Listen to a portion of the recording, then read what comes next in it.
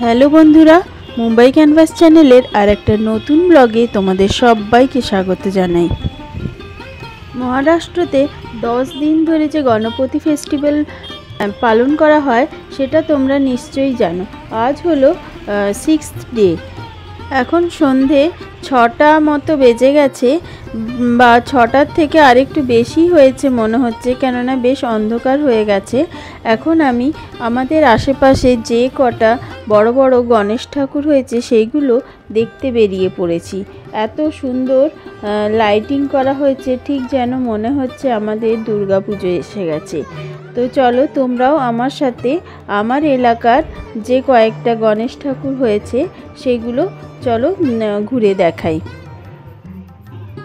প্রথমেই তোমাদেরকে যে প্যান্ডেলটাতে নিয়ে যাচ্ছি তার ভেতরটা পুরোটাই কাঁচের টুকরো দিয়ে ডেকোরেশন করা, আর মূর্তিও অপরূপ সুন্দর। এদের ডেকোরেশন দেখে চোখ জুড়িয়ে যাচ্ছে।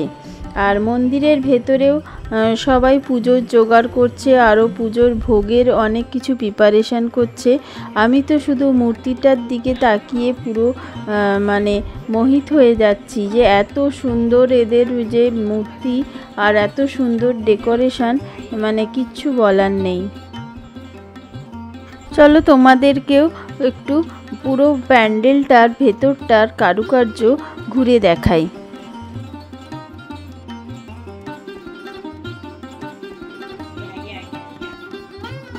ওই প্যান্ডেলটার ঠাকুর দেখার পরে আমি আরেকটা প্যান্ডেলে এখন এসে গেছি। এই প্যান্ডেলটার কিন্তু সেরকম কিছু বড় প্যান্ডেল নয়, কিন্তু এদের মূর্তি একদম অন্যরকম। আর এদের প্যান্ডেলটাকে লাইটিংও খুব সুন্দরভাবে করা হয়েছে। এখন আমি আরেকটা প্যান্ডেলে এসেছি। এখানে গণেশের মূর্তিটা খানিকটা শিবের আদলে তৈরি। আর এখানে তো জানোই যে বড় মূর্তির সাথে একটা ছোট মূর্তি থাকে। ওই যে ছোট মূর্তিটা রাখা আছে, ছোট মূর্তিটাকেই পুজো করা হয়, আর বড় মূর্তিটাকে সাজিয়ে রাখা হয়, ওটাও পুজো করা হয়। তবে ছোট মূর্তিটাকেই সবাই যারা দেখতে আসে তারা ওখানে সিঁদুর হলুদ দিয়ে পুজো করে, নমস্কার করে।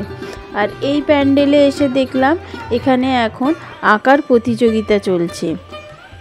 তো ওই প্যান্ডেলটা থেকে আমি আর একটা প্যান্ডেলে এসে গেছি।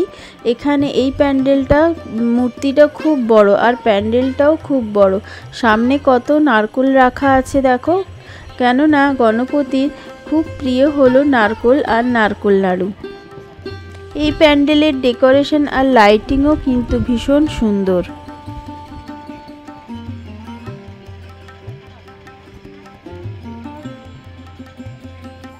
আর এই যে এখানেও আর একটা ছোট মূর্তি রাখা আছে, এটাকেই পুজো করা হয়েছে।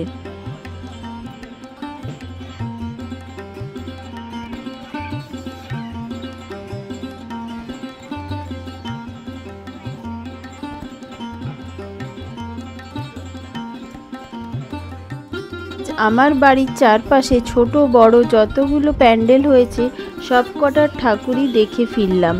এটাও আর একটা প্যান্ডেল, এখানেও খুব সুন্দর মূর্তি। আর এই দেখো পাশে ওই ছোট্ট মূর্তি রাখা আছে, আর বড় মূর্তিটাকে খুব সুন্দরভাবে ডেকোরেশন করা হয়েছে। এটা আরও একটা প্যান্ডেল। এখানেও গণপতিকে খুবই সুন্দরভাবে এখানে সাজিয়ে পুজো করা হচ্ছে।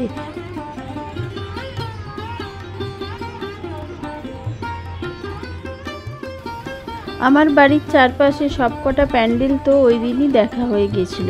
আজ হলো নেক্সট ডে, 7th ডে। আজ আমি এসেছি আন্ধেরির সবথেকে বড় ঠাকুরটা দেখতে। এটা হলো আন্ধেরিচা রাজা।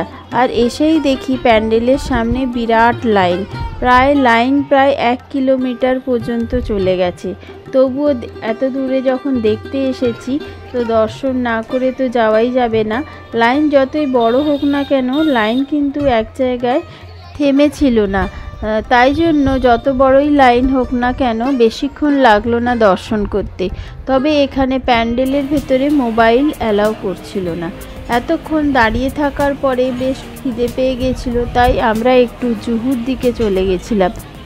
আর জুহুতে মুম্বাইয়ের বিখ্যাত স্ট্রিট ফুড পাওভাজি, সেটা খেয়েই বাড়ি ফিরলাম আজকে। ভিডিও তোমাদের কেমন লাগছে অবশ্যই কমেন্ট করে জানিও। মুম্বাইয়ের গণপতি ফেস্টিভ্যাল আমরা 10 দিন কীরকমভাবে পালন করলাম সেটার পুরোটাই প্রত্যেকটা ব্লগে আমি অল্প অল্প করে শেয়ার করেছি। ভিডিও তোমাদের কেমন লাগছে অবশ্যই কমেন্ট করে জানিও। ভালো লাগলে অবশ্যই একটা লাইক, শেয়ার আর সাবস্ক্রাইব করে আমার পাশে থাকার অনুরোধ রইল। আর সাবস্ক্রাইব করার পরে বেল আইকনটা অবশ্যই প্রেস করে দেবে, তাহলে আমি যখনই ভিডিও আপলোড করব সবার প্রথমে তোমাদের কাছে পৌঁছে যাবে। একটু সাপোর্ট তো সবাইকে করাই যায়, তাই না? তো আজকের দিনে আমরা যদি একে অপরকে একটু সাপোর্ট না করি তাহলে তো আমরা কেউই এগিয়ে যেতে পারবো না। তোমরাও যদি আমার মতো ভিডিও বা ব্লগ তৈরি করে থাকো অবশ্যই কমেন্টে জানিও, আমিও তোমাদের ভিডিওগুলো দেখব। ভিডিও বানানো যেমন আমার খুব পছন্দের কাজ, অন্যের ভিডিও দেখাও আমার খুবই ভালো লাগে। তাহলে আজকের গল্প এই পর্যন্তই, দেখা হবে আরেকটা নতুন ভিডিওতে। টাটা।